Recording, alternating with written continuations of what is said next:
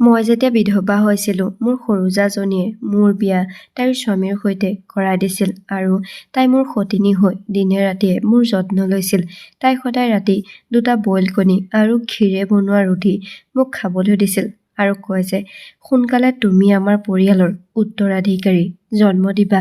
আৰু যেতিয়া মই ৰাতিপুৱা শুই উঠোঁ, তেতিয়া তাই নিজৰ পাৰ্চত বহুত বেছি পইচা লৈ মোক ডাক্তৰৰ ওচৰলৈ লৈ যায়। এদিন নাৰ্ছে আমাক দুয়োজনীকে চিনি নাপালে কিয়নো আমি দুয়োজনী একে ৰঙৰ দুপট্টাৰে মুখখন ঢাকি গৈছিলোঁ। তেতিয়া নাৰ্ছজনীয়ে মোৰ কাণতে ক'লে, আজি আপুনি এওঁক টোপনি যোৱা ঔষধ নোখোৱাব। মোৰ সন্দেহ হ'ল আৰু মই সেই ৰাতি একো নাখালোঁ আৰু টোপনি যোৱাৰ নাটক কৰি শুই গ'লোঁ। কিছু সময়ৰ পিছত মোৰতো জীৱ ওলাই গ'ল, কাৰণ মোৰ নাম অঞ্জলি। মোৰ লগত জীৱনটোৱে ইমান এটা ডাঙৰ ধেমালি কৰিলে যে মই একো ক'ব নোৱাৰোঁ। মই ভাবিছিলোঁ যে সকলো ঠিকেই আছে, কিন্তু সকলোবোৰ বৰবাদ হৈ গ'ল। মই সকলোবোৰ স্বীকাৰ কৰি ল'লোঁ যে মই স্বাৰ্থপৰ আছিলোঁ। মোৰ কাহিনী শুনি আপুনিও আচৰিত হৈ যাব। শেষত আপোনালোকে সিদ্ধান্ত কৰিব যে মই শুদ্ধ কৰিলোঁ নে ভুল কৰিলোঁ। মোৰ 19 বছৰ হৈছিল যেতিয়া মোক বিয়া দিছিল। মোৰ কাৰণে বিয়াৰ প্ৰস্তাৱ আমাৰ সম্পৰ্কীয় মানুহেই আনিছিল। ল'ৰাৰ ঘৰখন আমাৰ চুবুৰীয়াই আছিল। আমাক অহা যোৱা কৰি থকা দেখা পায় আমি বিয়া সবাহতো ইজনে আনজনক লগ পাওঁ। তেওঁলোক যৌথ পৰিয়ালত আছিল আৰু তেওঁলোকৰ ঘৰখনত প্ৰথম 3টা ল'ৰাৰ বিয়া আগতেই হৈ গৈছিল। শেষৰ ল'ৰা 2টাৰ বিয়া একেলগে হ'বলৈ গৈ আছিল। মোৰ দেৱৰৰ পত্নী ঘৰৰ মানুহে পচন্দ কৰিয়েই থৈছিল আৰু দ্বিতীয় ল'ৰাটোৰ বাবে মোক পচন্দ কৰিলে। মোৰ মাৰ ঘৰখন মধ্যবিত্তৰ শ্ৰেণীৰ আছিল আৰু মই তেওঁলোকৰ একমাত্ৰ ছোৱালী আছিলোঁ। মোৰ সৰু জাজনীৰ নাম বন্দনা আছিল। আমাৰ দুয়োজনীৰে বিয়া একেখন মণ্ডপতে হৈ গ'ল। মোৰ সৰু জাজনী দেখিবলৈ ধুনীয়া নাছিল, সেইকাৰণে সকলোৱে আহি মোৰে প্ৰশংসা কৰিছিল যে তুমি তাইতকৈ বহুত বেছি ধুনীয়া। আৰু মোৰ স্বামীও দেখিবলৈ বহুত বেছি ধুনীয়া আছিল। নজনাকৈয়ে হয়তো মই বন্দনাৰ লগত বহুত বেয়া কৰিছিলোঁ, কিয়নো বিয়াৰ দিনা সকলোৱে মোৰে প্ৰশংসা কৰিছিল। তাইৰ ফালে কোনেও চোৱা নাছিল। তাৰ পিছতো কিন্তু তাই বহুত ধৈৰ্য ধৰি বহি আছিল। সেইকাৰণে মানুহে কয় যে দুজনী ছোৱালীৰ বিয়া একেলগে কেতিয়াও কৰিব নালাগে, নহ'লে এনেকুৱাই দৃশ্য দেখিবলৈ পোৱা যায়। কিন্তু মোৰ শহুৰৰ ঘৰৰ পৰিয়ালে পইচা বচাই আছিল। তেওঁলোকে কৈছিল যে দুয়োজন ককাইক ভায়েকৰ বিয়া একেলগে হ'ব, য'ত নেকি আমাৰ ঘৰত পইচাৰ একো অভাৱ নাছিল। শহুৰৰ ঘৰৰ কথাত আমি কি কৰিব পাৰোঁ? আমাৰ বিয়া হৈ গ'ল আৰু আমি নিজৰ জীৱন আৰম্ভ কৰিলোঁ। এনেতো তেওঁলোক যৌথ পৰিয়ালত আছিল, কিন্তু সকলোৰে চৌকা বেলেগ বেলেগ আছিল। এইটো কথাই বহুত ভাল আছিল। জীৱনটো বহুত ভাল চলি আছিল। মোৰ স্বামীয়েও মোক বহুত ভাল পাইছিল আৰু মোৰ সকলো কথা শুনিছিল। আমি দুয়ো একেলগে এখন সুখৰ সংসাৰ চলাই আছিলোঁ। কিন্তু মোৰ জাজনীৰ কোঠাৰ পৰা সদায় কাজিয়া, চিঞৰ বাখৰ কৰা শব্দ শুনা পাইছিলোঁ। প্ৰথমতেতো মই ভাবিছিলোঁ যে এনেকুৱা হয়েই, কিয়নো বিয়া হোৱাৰ পিছত আৰম্ভণিৰ দিনবোৰত কিছু কাজিয়া প্ৰায়ে হোৱা দেখা যায়, য'ত পতি পত্নীয়ে এজনে আনজনক খং অভিমান কৰে। কিন্তু সিহঁতৰতো বহুত বেছি কাজিয়া হৈ গৈ আছিল আৰু মোৰ দেৱৰে জোৰকৈ নিজৰ পত্নীৰ ওপৰত চিঞৰি আছিল। যেতিয়া মই মোৰ স্বামীক এই বিষয়ে ক'লোঁ, তেতিয়া তেওঁ ক'লে যে আমি সিহঁতৰ কাজিয়াৰ মাজত সোমোৱাটো উচিত নহয়।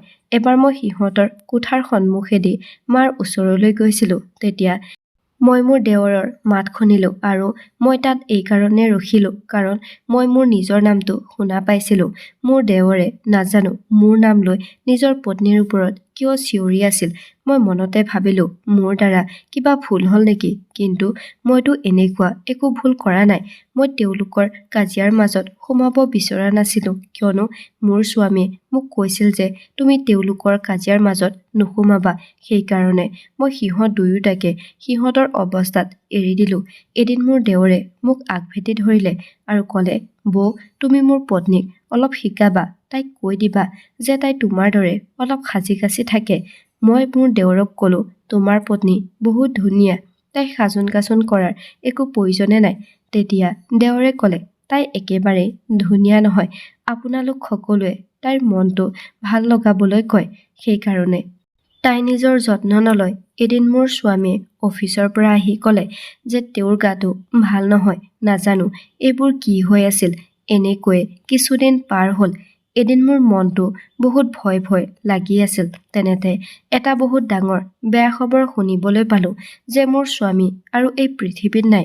এটা পথ দুৰ্ঘটনাত তেওঁৰ মৃত্যু হৈছে। মোৰ স্বামী আৰু দেৱৰ দুয়োৱে বাইক চলাই গৈ আছিল। তেনেতে বাইকখন ট্ৰাক এখনত খুন্দা মাৰিলে। দেৱৰো কিছু কিছু ঠাইত আঘাত পাইছে, কিন্তু মোৰ স্বামী এই দুৰ্ঘটনাটোত মৰি গ'ল। মই দুখৰ সাগৰত বুৰ গৈ আছিলো।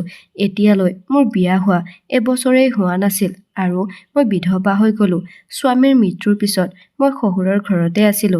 মই গোটেই দিনবোৰ দুখী হৈ কটাবলৈ ধৰিলো। সকলোৱে ক'ব ধৰিলে যে এই ছোৱালীজনীৰ জীৱনটো বৰবাদ হৈ গ'ল। এতিয়া তাইক কোনে বিয়া কৰাব? আজিকালি অবিবাহিত ছোৱালীৰে বিয়াৰ প্ৰস্তাৱ নাহে। মোৰ সৰু জাজনীয়ে মোক লৈ বহুত দুখ কৰিছিল, বাৰে বাৰে মোক বুজাইছিল, কিন্তু মই মোৰ সকলো খং তাইৰ ওপৰতে ঢালি দিলো। মই ক'লো, তোমাৰ স্বামীৰ লগতেতো মোৰ স্বামী গৈছিল।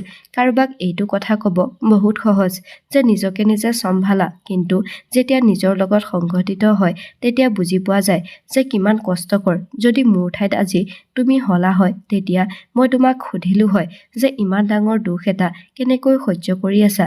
তোমাৰ স্বামীটো সুস্থ শৰীৰে আছে তোমাৰ লগত, মোৰতো গোটেই পৃথিৱীখনে শেষ হৈ গ'ল। মোৰ দেৱৰে মই এইবোৰ কথা তাৰ পত্নীক কৈ থকা শুনা পালে আৰু সি একো উত্তৰ নিদিয়াকৈ আঁতৰি গুচি গ'ল। মই শহুৰৰ ঘৰতে থকাৰ সিদ্ধান্ত ললো। মই ক'লো যে মই আকৌ মাৰ ঘৰলৈ ঘূৰি নাযাওঁ। মোৰ দ্বিতীয় বিবাহ কৰিবও ইচ্ছা নাই। মোৰ স্বামীৰ মৃত্যু হোৱা 6 মাহ পাৰ হ'ল। তেতিয়া মোৰ জাজনীয়ে আমাৰ শাহুমাৰ আগত এটা কথা ক'লে, যিটো কথাত মোৰ শহুৰৰ ঘৰৰ সকলো সদস্যই মান্তি হৈ গ'ল। আৰু সেই কথাটো হ'ল যে মোৰ জাজনীয়ে মোক তাইৰ সতিনী বনাব বিচাৰিছে। তাই বিচাৰিছিল যে তাইৰ স্বামী দীপক, অৰ্থাৎ মই মোৰ দেৱৰৰ লগত বিয়াত বহো। পৰিয়ালৰ মানুহে আৰু দীপকেও এই সিদ্ধান্তত মান্তি হৈছিল। যেতিয়া সকলোৱে একেলগে বহি আছিল, তেতিয়া দীপকে ক'লে, মই বাইকখন চলাই আছিলো আৰু দাদা মোৰ পিছত বহি আহিছিল। মোৰ এনেকুৱা লাগিছিল যে দাদাই মোৰ মৃত্যুৰ ভাগটো লৈ গুচি গ'ল। সেইকাৰণে দাদাৰ দায়িত্ববোৰ মই নিজে পালন কৰিব বিচাৰো। পৰিয়ালৰ সকলোৱে মোক এইটোৱে ক'লে যে তুমি আমাৰ বোৱাৰী। তোমাক আমি বহুত ধুমধামেৰে বিয়া পাতি লৈ আহিছিলো। এতিয়া তুমি আমাৰ ল'ৰাৰ শেষ চিন। তোমাক দেখিলে আমি আমাৰ ল'ৰাক দেখা যেন পাওঁ। এইটো ঘৰতে তুমি থাকা, আমি সকলো তোমাৰ লগত আছো। মোৰ মা দেউতাকো তেওঁলোকে মাতি আনিলে। মা দেউতাও এইটোকে ক'লে যে এই সিদ্ধান্তটো বহুত ভাল হৈছে। যেতিয়া ল'ৰা অৰ্থাৎ মোৰ দেৱৰ এই সিদ্ধান্তটোৰ বাবে মান্তি হৈছে, তেতিয়া আন কোনোবাই কিবা কথা কোৱাৰ অৰ্থই নাথাকিল। মোৰ জাজনীয়েও মান্তি হৈছিল। তাই মোৰ হাতখনত তাইৰ হাতখন থৈ মোক ক'লে, তুমি ঠিকেই কৈছিলা। কাৰোবাক বুজোৱাটো বহুত সহজ, কিন্তু তেওঁৰ দুখটো ভগাই লোৱাটো বহুত কঠিন। মই মোৰ স্বামীক তোমাৰ লগত ভগাই একেবাৰে দুখী হৈ নাযাওঁ। মোৰ একো আপত্তি নাই। মই মোৰ জাজনীৰ এনে কথা শুনি কিবা অদ্ভুত যেন অনুভৱ হ'ল। মই কেতিয়াও এনে হোৱাটো বিচৰা নাছিলো, কিন্তু মোৰ শহুৰৰ ঘৰৰ লোকে আৰু মোৰ মা দেউতাই সকলোৱে মিলি মোক বুজালে যে এইটো সকলোতকৈ ভাল সিদ্ধান্ত, আৰু মোৰ দেৱৰকো সকলোৱে প্ৰশংসা কৰিবলৈ ধৰিলে যে সি বহুত ভাল সিদ্ধান্ত এটা লৈছে। নিজৰ বিধৱা বৌয়েকক বিয়া পতাৰ দৰে ভাল কাম আৰু কি হ'ব পাৰে। তাৰ পত্নী অৰ্থাৎ মোৰ সৰু জাজনীকো সকলোৱে প্ৰশংসা কৰিলে, ক'লে যে ভগৱানে এনেকুৱা পত্নী সকলোকে দিয়ক, যিয়ে নিজ স্বামীক শুদ্ধ পথ দেখায়। নহ'লেতো আজিকালিৰ পত্নীয়ে এনেকুৱা কথা শুনিয়েই খং কৰে। সকলো ডাঙৰ মানুহৰ কথা বতৰা শুনি ময়ো অৱশেষত মান্তি হ'লো। মই সৰুৰে পৰাই জেদ কৰি নাপালো আৰু এতিয়াও কৰা নাই। মা দেউতাই মোক মান্তি হ'ব কোৱাৰ কাৰণে মই মান্তি হ'লো। তাৰ পিছত মোৰ দেৱৰ মোৰ স্বামী হ'ল। মই এতিয়াও মোৰ নিজৰ কোঠাতে থাকো, যিটো কোঠাত মই মোৰ প্ৰথম স্বামীৰ লগত আছিলো। কিন্তু মোৰ দেৱৰ যি নেকি এতিয়া মোৰ স্বামী, সিহে মোৰ কোঠালৈ আহিছিল। মোৰ দ্বিতীয় বিবাহ হোৱা এসপ্তাহ পাৰ হ'ল। এদিন মোৰ জাজনী মোৰ কোঠালৈ আহিল। তাই হাতত কিবা এটা লৈ আহিছিল। তাই মোক ক'লে যে মই এইবোৰ তোমাৰ কাৰণে লৈ আহিছো। মই এইবোৰ নিজেই নিজ হাতেৰে বনাইছো আৰু এইবোৰ ঘি দি বনাইছো। মই ক'লো, তুমি এইটো সময়ত মোক এইবোৰ কিয় খাবলৈ দিছা? মোৰ এটা অভ্যাস আছে যে মই ৰাতি 7 বজাৰ পিছত একো নাখাওঁ। তাই ক'লে, এতিয়া তুমি তোমাৰ নিজৰ বহুত যত্ন ল'ব লাগিব। তুমি তোমাৰ যত্ন ৰাখিলেহে তোমাৰ স্বাস্থ্য ভাল হ'ব। ভগৱানে অতি সোনকালে তোমাৰ কোলা শুৱনি কৰি দিব। মই ক'লো, তুমি মোৰ সন্তানৰ কাৰণে কিয় ইমান চিন্তা কৰিছা? তুমি নিজে নিজৰ সন্তান প্ৰাপ্তিৰ বাবে এইবোৰ নকৰা কিয়? তাই ক'লে, ময়ো সদায় এইটোকে কৰোঁ, কিন্তু তোমাৰোতো সন্তান হ'ব লাগে। মোৰ ভাল লাগিব যেতিয়া তোমাৰ কোলাত সন্তান থাকিব আৰু মোৰো। মই ক'লো, যদি মোৰ প্ৰথম স্বামীৰ পৰা সন্তান হোৱা হয় তেতিয়া তেওঁৰ মৰমৰ চিন মোৰ লগত থাকিল হয়। এইটো কথা শুনি বন্দনাই মোক আচৰিত হৈ চালে আৰু ক'লে, এইটো কথা শুনি তোমাৰ বহুত দুখ লাগিব, কিন্তু ককায়েক ভায়েকৰ মাজত একো গোপন কথা নাথাকে। মোৰ স্বামীয়ে মোক এইটো কথা প্ৰথমেই কৈছিল যে তোমাৰ প্ৰথম স্বামীয়ে কেতিয়াও সন্তান জন্ম দিব নোৱাৰে বুলি, আৰু সমাজৰ চকুত তুমি এগৰাকী বাজি তিৰোতা হলা হয়। তাইৰ কথা শুনি মই তাইক খঙেৰে ক'লো, মোৰ স্বামী মৰি গ'ল আৰু তুমি এতিয়া তেওঁৰ বদনাম গাই আছা। তোমাৰ কোনো লাজ লগা নাইনে? তেতিয়া তাই ক'লে, মই এইটো কথা কোৱাৰ উদ্দেশ্য নাছিল। মই তোমাৰ ভাল হোৱাটোৱে বিচাৰোঁ। নহ'লেনো কোনে নিজৰ স্বামীক এনেকৈ ভগাই ল'ব? মই কৰা সহায়ৰ সলনি তুমি মোক তেনেকৈ কৈছা। তাইৰ লগত এইবোৰ কথা পাতি নাজানো মোৰ মূৰটো কিয় বা বেয়া হৈ গ'ল। মই ভাবিলোঁ যে তাইৰ নিজৰ স্বামীৰ লগত মোৰ বিয়া কৰাই তাইৰ কি লাভ হৈছে? এইবোৰ কৰাৰ পিছতো তাই মোৰ কাৰণে খোৱা বস্তু লৈ আহিছে। মই তাইক ক্ষমা খুজিলোঁ আৰু তাই অনা ৰুটি কণী খালোঁ। তাই ৰুটি আৰু কণী বহুত ভাল বনাইছিল আৰু লাহে লাহে তাই মোৰ সম্পূৰ্ণ খোৱা বোৱাৰ যত্ন ল'ব ধৰিলে। এনেকুৱা কেতিয়াও হোৱা নাই যে তাই মোৰ লগত বেয়া ব্যৱহাৰ কৰিছে। মাত্ৰ এদিন মই খঙতে আহি তাইক বহুত বেয়াকৈ গালি দিছিলোঁ, কিন্তু তাই মোক একো কোৱা নাছিল। দেওৰেও মোক বহুত ভাল পাইছিল। তাৰ ব্যৱহাৰ এনেকুৱা নাছিল যে মই তাৰ প্ৰথমে বৌ আছিলোঁ। সি অলপ লাজুকীয়া আছিল, কিন্তু সি মোৰ লগত আমাৰ বিয়াৰ প্ৰথম দিনাৰ পৰাই এনেকুৱা ব্যৱহাৰ কৰিছিল যে মই তাৰ প্ৰথম দিনাৰ পৰাই বৌ নহয়, তাৰ পত্নীহে আছিলোঁ। সি মোক বহুত ভাল পাইছিল, মোৰ বহুত যত্ন লৈছিল। কেতিয়াবা কেতিয়াবা মই জোৰ জবৰদস্তি তাক আমাৰ কোঠাৰ পৰা উলিয়াই দিছিলোঁ আৰু কৈছিলোঁ যে যোৱা, তুমি তোমাৰ নিজৰ প্ৰথম পত্নীকো সময় দিয়া, যিয়ে নেকি মোৰ কাৰণে ইমান এটা ডাঙৰ বলিদান দিছে। তেতিয়া সি এটা সৰু পোৱালীৰ দৰে জেদ কৰিব ধৰে আৰু মোৰ কোঠাৰ পৰা যাব নিবিচাৰে। মোৰ শাহু মায়ে মোক এদিন বুজাই ক'লে যে মই দেওৰক অৰ্থাৎ মোৰ স্বামীক মোৰ নিজৰ ফালৰ পৰা যাতে বেছি মৰম নিদিওঁ। তুমি বহুত বেছি ধুনীয়া, কিন্তু তাৰ প্ৰথম পত্নী বন্দনাই তোমাৰ কাৰণে সকলো ত্যাগ কৰিছে। তুমি কেতিয়াও তাক তাৰ পত্নীৰ পৰা দূৰ নকৰিবা। মই শাহুমাক ক'লো, মই এনেকুৱা একোৱেই কৰা নাই, কিন্তু দেওৰো এতিয়া মোৰ স্বামী। তেওঁৰ কথা মই পেলাব নোৱাৰোঁ। তেওঁক ঠেলা মাৰিতো মই কোঠাৰ পৰা উলিয়াই দিব নোৱাৰোঁ। কিন্তু নজনাকৈ হয়তো মই মোৰ জাজনীৰ লগত বহুত অন্যায় কৰি আছিলোঁ, কিয়নো তাই মোক বহুত মৰম কৰিছিল। মই তাইক সকলো কথা কৈ দিলোঁ যে মই একো কৰিব নোৱাৰোঁ। মতা মানুহৰ কথা তুমিতো জানাই।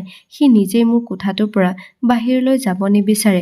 তেতিয়া বন্দনাই মোক ক'লে, একো কথা নাই বাইদেউ, তুমিতো বেলেগৰ নহয়, তুমি তেওঁৰো পত্নী। এইটো ভাল কথাহে। তোমালোক দুয়োজনৰ মাজতো সম্পৰ্কটো মজবুত হ'ব লাগে। সেইসকল মহিলা বহুত ভাগ্যৱান যাক নিজৰ স্বামীয়ে পচন্দ কৰে।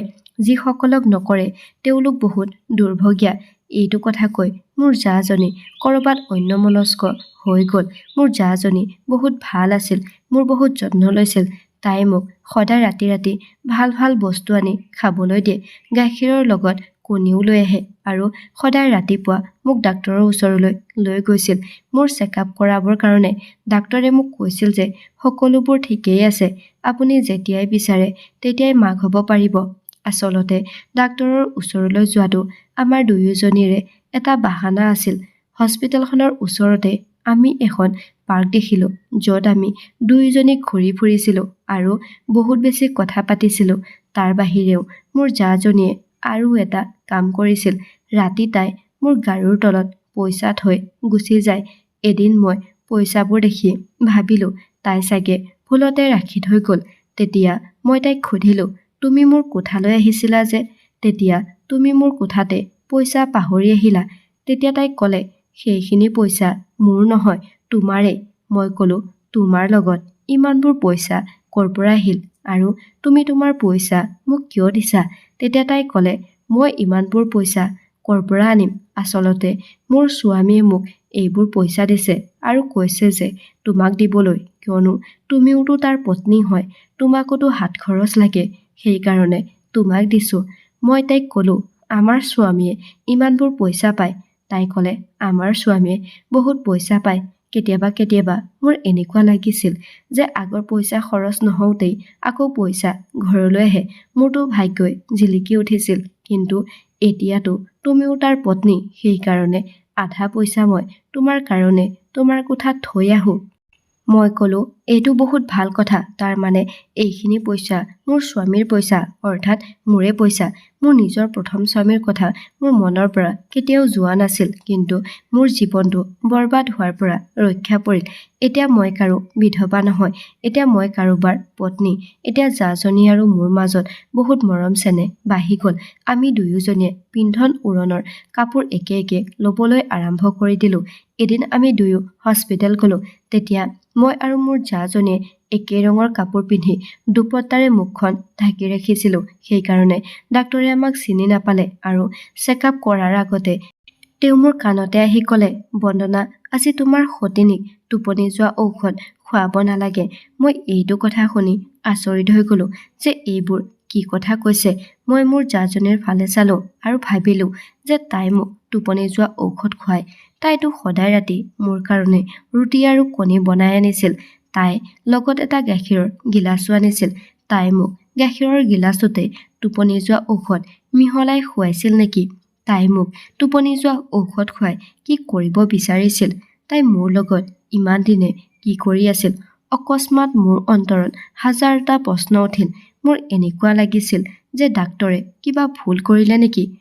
কিন্তু ডাক্তৰেতো একো ভুল কৰা নাই, কিয়নো ডাক্তৰে বন্দনা বুলি ভাবিয়েইতো কথাখিনি মোক কৈছিল। কিন্তু মোৰ জাজনীয়েতো মোৰ লগত বহুত ভাল ব্যৱহাৰ কৰি আছিল, মোক মৰম কৰিছিল।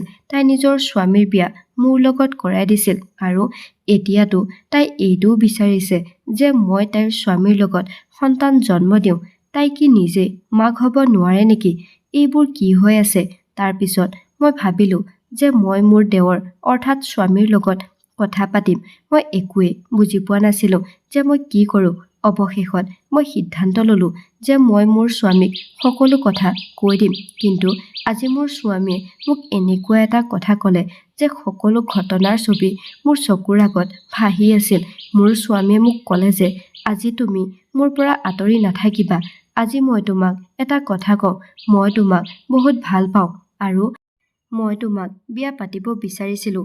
মই মোৰ পত্নীক পচন্দ কৰা নাছিলোঁ। ঘৰৰ মানুহে মোক বাধ্য কৰাইছিল তাইক বিয়া কৰাবলৈ। তাই নিজৰ মানুহটোৰ লগত কেনেকৈ কথা পাতিব লাগে তাকো নাজানে, আৰু পিন্ধন উৰণতো ঢং নাই। তাইক মই তোমাৰ উদাহৰণ দিছিলোঁ। মই তাইক কৈছিলোঁ যে তুমি বৌৰ নিচিনা সাজি কাচি থাকিবা, কিন্তু তাই তোমাক ঘৃণা কৰিছিল। মই মোৰ স্বামীক ক'লোঁ যে বন্দনাই যদি মোক ঘৃণা কৰিছিল তেনেহ'লে তাই তোমাৰ বিয়া মোৰ লগত কিয় কৰাই দিলে? তেতিয়া মোৰ স্বামীয়ে মোক ক'লে, তাই কোন হয় মোৰ বিয়া কৰাবলৈ? হয়তো আমি আমাৰ ভাগ্যত এজনে আনজনৰ জীৱনসংগী হিচাপে লিখি আহিছোঁ। মোৰ দাদা এই পৃথিৱীৰ পৰা গুচি গ'ল, ভালেই হ'ল হয়। তাৰ ঠাইত যদি মই মৰি থাকিলোঁ হয়। মোৰ দাদা এজন বহুত ভাল মানুহ আছিল। হয়তো এইটোৱে আমাৰ ভাগ্যত আছিল। তাৰপিছত মই ভাবিলোঁ যে মই তোমাক বিয়া কৰাওঁ। মই তোমাৰ দায়িত্ব ল'ব বিচাৰিছিলোঁ। সেইকাৰণে মই তোমাক মোৰ পত্নী বনাব বিচাৰিছিলোঁ। মই বন্দনাক এই কথাটো সকলোৰে আগত ক'বলৈ দিছিলোঁ, কিন্তু তাই এইটো কথাত একেবাৰে মান্তি হোৱা নাছিল। কিন্তু মই তাইক কৈছিলোঁ, যদি তুমি ঘৰৰ সকলোৰে আগত মোৰ বিয়াৰ কথা নোকোৱা তেতিয়াহ'লে মই তোমাক তালাক দিম। সেইকাৰণে তাই এইটো কথা মানি লৈছিল যে তাই সকলোৰে আগত মোৰ বিয়া তোমাৰ সৈতে কৰাই দিয়াৰ কথা ক'ব। তাৰপিছত মই তাইক এইটোও কৈছিলোঁ যে তাই তোমাৰ বহুত বেছি যত্ন লয় যাতে, কিয়নো মই তোমাক বহুত বেছি ভাল পাওঁ। মই মোৰ গোটেই জীৱনটো তোমাৰ লগত কটাব বিচাৰোঁ। যেতিয়া মোৰ স্বামীয়ে মোক এই সকলোবোৰ কথা খুলি ক'লে, তেতিয়া ময়ো মোৰ স্বামীক সকলোবোৰ কথা খুলি ক'লোঁ। তেতিয়া মোৰ স্বামী আচৰিত হৈ পৰিছিল আৰু সি ক'লে, মই তোমাৰ কাৰণে কেতিয়াও তাইৰ হাতত পইচা দিয়া নাই। তোমাক তাই মিছা কথা কৈছে। আমি এটা কাম কৰিব পাৰোঁ। আমি সেই ডাক্তৰজনৰ ওচৰলৈ যাব পাৰোঁ, যিজন ডাক্তৰৰ ওচৰলৈ তাই তোমাক লৈ গৈছিল। তাৰপিছত আমি দুয়োজন তৎক্ষণাত সেই ডাক্তৰজনৰ ওচৰলৈ গ'লোঁ। মই দুপট্টাৰে মুখখন ঢাকি লৈছিলোঁ আৰু মোৰ স্বামীকতো ডাক্তৰজনে দেখাই পোৱা নাছিল। তাৰপিছত আমি যেতিয়া ডাক্তৰজনক মিছা কথা কৈছিলোঁ যে আমি সন্তান গৰ্ভপাত কৰিব বিচাৰোঁ, তেতিয়া ডাক্তৰজনে ক'লে, নিশ্চয় মই এবৰ্চন কৰাই দিম, কিন্তু তাৰ সলনি মোক 10,000 টকা লাগিব। তাৰপিছত আমি ডাক্তৰজনক ক'লোঁ, আমি আপোনাৰ ৰেকৰ্ডিং কৰি ল'লোঁ। আপুনি ইয়াত এইবোৰ অসৎ কাম কৰে, তাকো ঘোচ লৈ। ডক্তৰজন ঠককৈ কঁপিবলৈ ধৰিলে আৰু ক'লে যে এইটো কথা আপোনালোকে কাকো নক'ব, নহ'লে মোৰ ডাক্তৰৰ লাইচেন্স বন্ধ কৰি দিব আৰু মই ডাক্তৰ হৈ নাথাকিম। তাৰপিছত মই তেওঁক ক'লোঁ, মোক সেই মহিলাজনীৰ বিষয়ে কোৱা, যি নেকি আপোনাৰ ওচৰলৈ আহে আৰু তাইৰ নাম বন্দনা। তেতিয়া ডাক্তৰজনে ক'লে, তাইতো নিজৰ সতিনীজনীক লগত লৈ আহে। তেতিয়া মই ক'লোঁ, সেই সতিনীজনী ময়ে হওঁ আৰু এইজন মোৰ স্বামী। মই মোৰ মুখখন ডাক্তৰজনক দেখাই দিলোঁ। তেতিয়া ডাক্তৰজনে লগে লগে মোক চিনি পালে আৰু ক'লে, বন্দনাই মোক কৈছিল যে আপুনি তাইক এনেকুৱা ঔষধ দিয়ক যাৰ দ্বাৰা তাই কেতিয়াও সন্তান জন্ম দিব নোৱাৰে, আৰু যদি পাৰে এনেকুৱা ঔষধ দিয়ক যাতে তাইৰ জীৱনটোৱে একেবাৰে গুচি যায়। এইটো কথা শুনি মোৰ ভৰিৰ তলৰ পৰা মাটি নোহোৱা হৈ গ'ল। ডাক্তৰৰ কথা শুনি মোৰ স্বামীয়েও বহুত ভয় খালে। তেতিয়া মোৰ স্বামীয়ে ক'লে, তাই তোমাৰ জীৱন ধ্বংস কৰিব বিচাৰিছিল, তোমাক মাৰি পেলাব বিচাৰিছিল। তাই তোমাৰ ওপৰত প্ৰতিশোধ ল'ব বিচাৰিছিল, কিয়নো মই তাইৰ আগত তোমাৰ প্ৰশংসা কৰিছিলোঁ। ডাক্তৰৰ লগত কথা পতাৰ পিছত আমি দুয়ো ঘৰলৈ আহিলোঁ। তেতিয়া বন্দনা ঘৰৰ বাৰান্দাত বহি আছিল। মোৰ স্বামীয়ে ঘৰৰ সকলোকে বন্দনাই ডাক্তৰক কোৱা কথাখিনি শুনাই দিলে। মোৰ স্বামীয়ে ক'লে যে বন্দনাই ক্ষমা খোজক মোৰ পত্নীৰ পৰা আৰু শপত খাওক যাতে এনেকুৱা কাম আৰু দ্বিতীয়বাৰ নকৰোঁ বুলি। তেতিয়াহে মই তাইক ক্ষমা কৰি দিম, নহ'লে মই আজিয়েই তাইক তালাক দিম। বন্দনাও এনেকুৱা ৰূপ দেখালে যে আমি সকলোৱে আচৰিত হ'লোঁ। তাই ক'লে, আপোনাক ক্ষমা কোনে খুজিছে আৰু আপোনাৰ লগত থাকিব কোনে বিচাৰিছে? নিজৰ বয়সৰ ওপৰত চকু ৰখা অসভ্য মানুহ আপুনি। নাথাকোঁ মই আপোনাৰ লগত, মোক তালাক দি দিয়ক এতিয়াই। মোৰ স্বামীয়ে তাইক তালাক নিদিলে, কিন্তু তাই আমাৰ জীৱনৰ পৰা একেবাৰে গুচি গ'ল। মোৰ আজিও যেতিয়া তাইৰ কথা মনলৈ আহে, তেতিয়া মই বহুত আচৰিত হওঁ যে মানুহৰ চেহেৰা আৰু তেওঁলোকৰ ব্যৱহাৰ দেখি আপুনি এইটো চিনি নাপায় যে আপোনাৰ লগত কি কৰি আছে। কেতিয়াবা সহজ সৰল দেখা মানুহো বহুত বেছি ভয়ানক হ'ব পাৰে। মোৰ জাজনীৰ মনলৈ মোৰ প্ৰতি ঘৃণাভাৱ তেতিয়া আহিল যেতিয়া নেকি মোৰ স্বামীয়ে তাইৰ আগত মোৰ প্ৰশংসা কৰিবলৈ আৰম্ভ কৰিছিল, তাইক মোৰ উদাহৰণ দিব ধৰিছিল। তাৰপিছত তাইক কৈছিল যে তাৰ বিয়া মোৰ সৈতে কৰাব লাগিব। মোৰ স্বামীয়ে ভুল কৰিছে, কিন্তু বন্দনাই তাৰ প্ৰতিশোধ মোৰ লগত ইমান এটা ডাঙৰ অন্যায় কৰিব নালাগিছিল যে তাই মোৰ জীৱনটোৱে কাঢ়ি নিব বিচাৰিছিল। মইতো এইটোৱে ভাবিছিলোঁ যে এই সকলোবোৰ হোৱাৰ পিছত মই কেতিয়াও মাক হ'ব নোৱাৰিম। নাজানো তাই মোক কেতিয়াৰ পৰা এই ঔষধবোৰ খুৱাই আছিল, কিন্তু যিজন মানুহ এই পৃথিৱীলৈ আহিব লগা থাকে, সেইজন মানুহক কোনেও বাধা দিব নোৱাৰে। ভগৱানৰ আশীৰ্বাদত মোৰ যমজ সন্তান জন্ম হ'ল, এটা ল'ৰা আৰু এজনী ছোৱালী। ভগৱানৰ আশীৰ্বাদত মই মোৰ জীৱনত বহুত বেছি সুখী হৈ আছোঁ। মোৰ জাজনী ক'ত গ'ল, কাৰ লগত আছে, আমি কোনেও একো নাজানো, কিন্তু কেতিয়াবা মই ভাবোঁ যে মোৰ স্বামীয়ে তাইৰ লগত বহুত অন্যায় কৰিলে। তেওঁৱে তাইক এইটো পৰ্যায়লৈ লৈ আহিছে। বন্ধু বান্ধৱীসকল, যদি কাহিনীটো শুনি ভাল পালে তেতিয়াহ'লে লাইক কৰিব, শ্বেয়াৰ কৰিব আৰু আমাৰ চেনেলটো ছাবস্ক্ৰাইব কৰিবলৈ নাপাহৰিব। ধন্যবাদ।